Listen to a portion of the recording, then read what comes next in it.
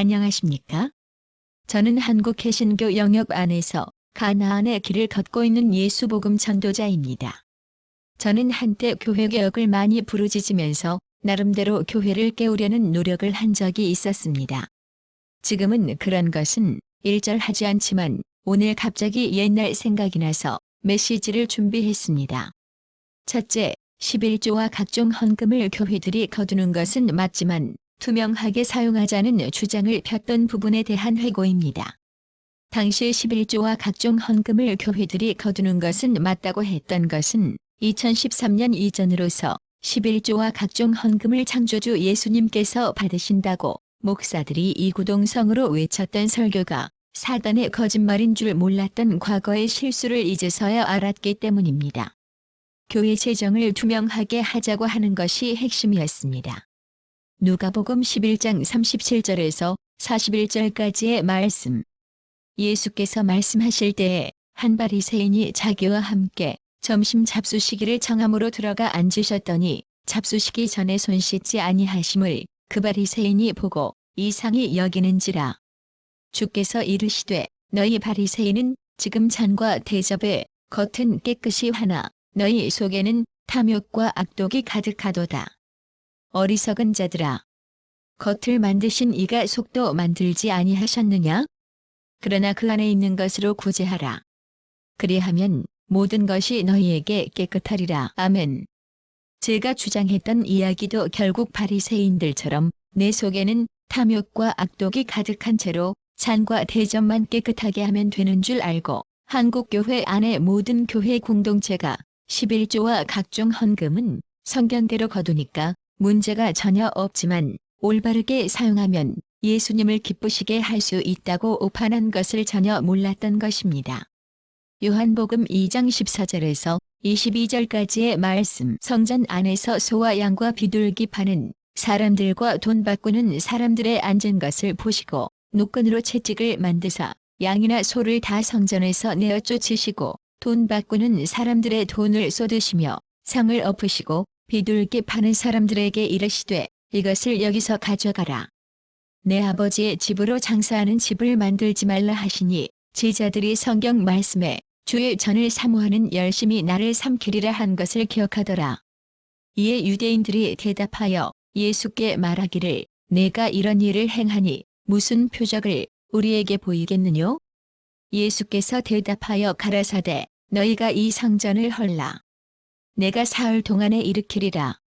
유대인들이 가로되 이 성전은 46년 동안에 지었거늘 내가 3일 동안에 일으키겠느냐 하더라. 그러나 예수는 성전된 자기 육체를 가리켜 말씀하신 것이라. 죽은 자 가운데서 살아나신 후에야 제자들이 이 말씀하신 것을 기억하고 성경과 및 예수의 하신 말씀을 믿었더라. 말라기에 나오는 11조와 헌물은 성전과 관련이 있는 것으로서 예수 그리스도의 그림자로 이해해야 합니다. 하나님의 때가 되어 창조주 여호와께서 성령으로 육신을 입고 오신 예수님이시니까 실체가 오신 것인데 십자가 대속으로 11조 제물이 되어주시고 친히 성전을 세우신 후에는 사람 손으로 46년 걸려서 지은 예루살렘 성전을 파괴하셨고 예수님 자신이신 성령이 성도 각자 마음속으로 임하실 때 성도 개인이 성령이 거하는 전이 되었으므로 예수님을 11조 제물로 아버지로 영존하신 아버지로 한 분 하나님으로 부르는 것입니다. 예수 성령이 거하는 성도가 11조 제물이 된 것입니다. 그래서 11조와 헌물을 신약시대에는 바칠 필요가 없게 된 것입니다. 사도 바울이 성령의 감동을 받아 가르친 것은 각자 무기명으로 타인이 모르게 사람을 돕는 연보 즉 기부금 내지는 후원금 한 가지뿐입니다. 지금도 과거에 저처럼 무식하게 주장하는 사람들을 깨어있는 사역자라고 부추기지만 전혀 그렇지 않습니다. 교회 개혁은 잔과 대접만 깨끗하게 했다고 되는 것이 아니라 속에 들어있는 탐심과 악독을 제거하는 것이 가장 첫째 되는 개혁인데 이것이 자신의 벌거벗은 수치와 수욕으로 깨닫고 예수 말씀을 바르게 듣고 받는 것이 회개이며 진정한 개혁입니다. 제가 이것을 알았더라면 헛소리를 하지 않았을 텐데 표정만 좋아하는 유대인들처럼 기복과 우상 숭배를 좋아하며 겉만 번지르르하게 살았던 지나간 율법적 종교 생활은 지금도 제 가슴을 저미게 합니다. 둘째, 일요일에 학교 시험, 자격 시험, 직장 출근, 가게 출근, 사업장 출근, 여행 가려는 사람들을 향하여 주일만큼은 모든 것을 뒤로 다 미루고 일요일 온종일 주일 성수하면 창조주 하나님께서 모든 것을 책임져 주신다고 사람 마음의 개혁을 외쳤던 일에 대하여 회고합니다. 한마디로 미친 개소리였다고 생각합니다. 하나님이 무엇을 책임져 줍니까? 내가 공부 대충하고 시험 보면 결과가 뻔한데 주일 성수하면서 새벽기도 나가면 좋은 성적을 거둡니까? 목사들 머릿속에는 뭐가 들어있는지 그렇게 무식한 말만 골라서 합니다. 매우 중요한 자격시험은 토요일이나 일요일에 잡히기 마련인데 일요일에 시험을 본다고 할 때 교회 목사에게 상담을 합니다. 주일인데 시험을 어떻게 해야 합니까? 했을 때 10중 8구는 주일 성수 안 하면 하나님이 믿음 없다고 책망하실 것입니다. 다음에 소개하는 Q&A는 그래도 좀 나은 편입니다. 400 교회에서 어느 성도 질문에 교회 사역자가 답변한 내용입니다. 결론부터 말씀드리면 반은 맞고 반은 틀립니다. 주일 예배를 드리는 시간과 겹치지만 않는다면 국가에서 치르는 시험이나 자격증 시험에 응시하는 것에 대해 어떻게 해야 합니까? 거룩은 하나님과 동행하는 삶 그 자체입니다. 성도님께서 고민하고 계신 주일 성수 문제는 누구나 한 번쯤 고민에 빠지게 되는 문제입니다. 그것은 오늘 우리가 살아가는 다원주의적 사회에서는 우리가 주일 성수를 하기에 많은 어려움을 가지고 있기 때문입니다. 그럴지라도 성경은 안식일을 거룩하게 지키라고 명령하고 있습니다. 이 하나님의 명령은 성도들이 지켜야 할 절대적인 원칙입니다. 하지만 그 안식일을 거룩하게 지키는 그 구체적인 삶이나 상황은 여러 가지일 수 있고 다양할 수 있습니다. 저는 거룩은 하나님과 동행하는 삶 그 자체라고 생각합니다. 마태복음 12장 1절에서 8절까지를 보면 예수님과 동행하던 제자들이 안식일을 행해서는 안 되는 미리삭을 잘라 먹습니다. 바리새인들은 이 일을 비난했지만 예수님은 안식일의 성전 안에서 제사장들이 범죄해도 죄가 없다고 하시며 성전보다 더 큰 분인 예수님과 동행하며 밀이삭을 잘라 먹은 제자들을 두둔하십니다. 또한 손 마른 사람의 병을 고쳐주신 사건이 기록되어 있습니다. 이를 통하여 주님께서는 형식적이고 강박관념에 근거한 안식일 준수에 연연하고 있는 바리새인들을 책망하시고 안식일의 주인이 주님이심을 말씀해주고 있습니다. 저는 안식일의 국가고시를 보는 문제에서도 이것을 똑같이 적용할 수 있다고 생각합니다. 비록 오전이나 오후 1시간 중 어느 1시간의 시험을 봐야 하는 상황에서 성도님의 마음속에 주의를 무시하거나 주님을 떠나려고 하는 고의적인 불신앙에서가 아니라면 국가고시를 보는 것이 더 현명한 선택이라고 생각합니다. 주일 성수는 당연히 목숨을 걸고 지켜야만 하는 것입니다.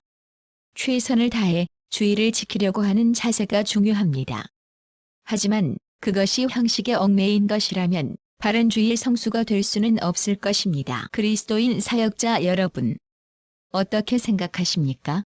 장로교단 중에서 매우 보수적인 교단에 속한 때의 일입니다. 예배 끝나고 교회 건물 밖에 있는 자판기 커피를 몇 명이 마시고 있었는데 오늘 주일인데 커피 자판기에 1,000원권 지폐를 넣고 커피를 빼서 마시면 주일날 매매 행위가 된다고 하면서 교회에 커피가 있으니 사무실에서 마셨으면 한다고 말해 주었습니다. 그런 보고가 부목사 귀에 들어갔는지 밤 예배 때 이런 이야기를 했습니다. 자신은 토요일에 목욕을 반드시 하고 속옷을 갈아입은 다음 주일 성수하기 위해 토요일 밤에 거룩과 경건으로 기도한다고 했습니다. 그렇잖아도 낮에 커피 자판기에 주일 매매 금지로 기분이 좀 상한 데다가 저녁 예배 부목사 잔소리를 들으니까 심기가 뒤틀렸습니다. 그 주간에 언제쯤인가 은퇴를 앞둔 담임 목사에게 좀 따졌습니다.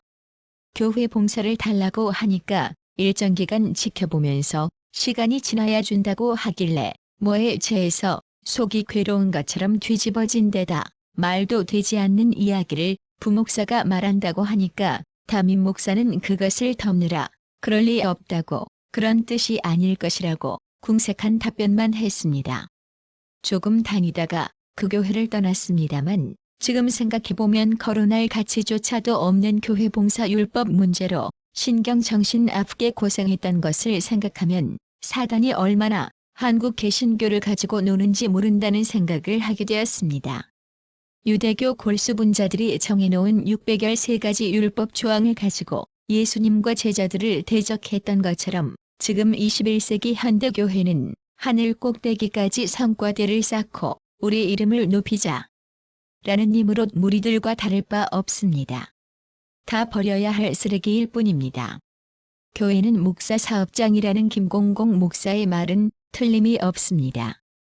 교회 건물 이름을 목사 이름으로 하기 때문이고 성경에서 금한 것을 모두 외면하고 하나님의 말씀을 도적질해서 난도질하고 각색하여 제 멋대로 해석해서 교회 부흥만 달성하면 목회 성공이고 세상에서 대통령보다 더 높게 되어 부귀 영화 누리는데 지장 없다고 말하는 것을 보면 속이 뒤집어지지 않을 수 없습니다. 가난한 성도들의 등골을 휘게 만드는 날강도 도적대들이 기독교 종교단체에는 가득 넘쳐나고 있습니다. 제가 양복 입은 지가 꽤 오래되어 넥타이를 잘 멜 수 있을지 모를 정도로 가나안 성도 생활을 2013년부터 하고 있습니다. 약 40가지의 다른 예수, 다른 복음, 다른 영을 최종적으로 털어버린 해는 2020년이고 마지막 메뉴는 천국지옥 신비체험 및 영원한 유황불 지옥에 대한 것입니다. 종교 사기꾼들에게 한 번 걸리면 돈, 시간, 노동, 젊음을 잃고 내 가정과 자녀 및 부모에게 많은 고생을 시키게 됩니다. 저축도 못하고 그래서 노후 준비는 할 수가 없습니다.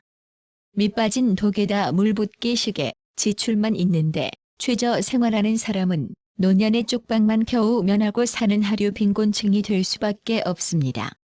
여러분, 몸의 병이나 마음의 병이 생기면 한국 개신교를 포함한 한국 기독교에 갈 필요가 없습니다. 병원에 가서 치료에만 매진하십시오. 교회를 다니지 않고도 창조주 예수님을 믿을 수 있습니다. 바르게 번역한 우리말 성경과 바른 주석을 만나면 됩니다. 가정사를 만났습니까? 복잡한 인생사가 있습니까? 거듭 말씀드리지만 한국 개신교를 포함한 한국 기독교에 갈 필요가 전혀 없습니다.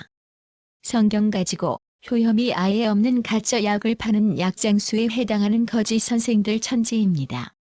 몸과 마음의 병을 가지고 복잡한 인생사를 가지고 가정사를 가지고 교회 첫 발을 내딛었는데 제가 40년 동안 그런 인간들 그룹에 속아 산 세월도 길었고 거짓 선생들한테 당한 것입니다. 그래서 가지 말라고 권면하는 것입니다.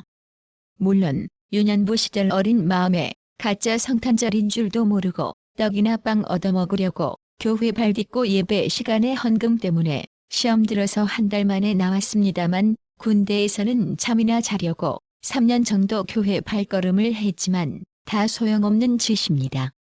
교회 직문 받고 교회 봉사하는 사람들은 정말 부활 천국 영생과는 거리가 먼 생활을 하고 있습니다. 아직도 랄랄라 방언 및 방언 통역을 붙잡고 사십니까?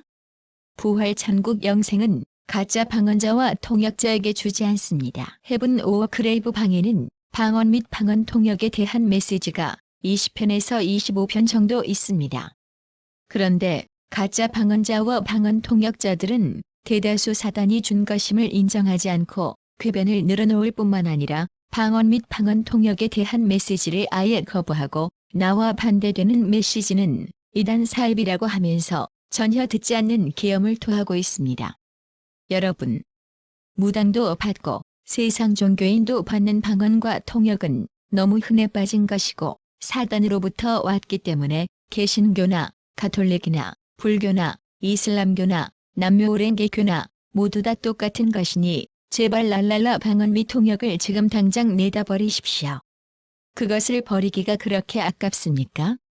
평생 동안 유창하게 구사하는 한국어 놔두고 국적이 불분명한 소리 즉 이제 갓 말 배우려는 영아 수준의 옹알이로 기도합니까?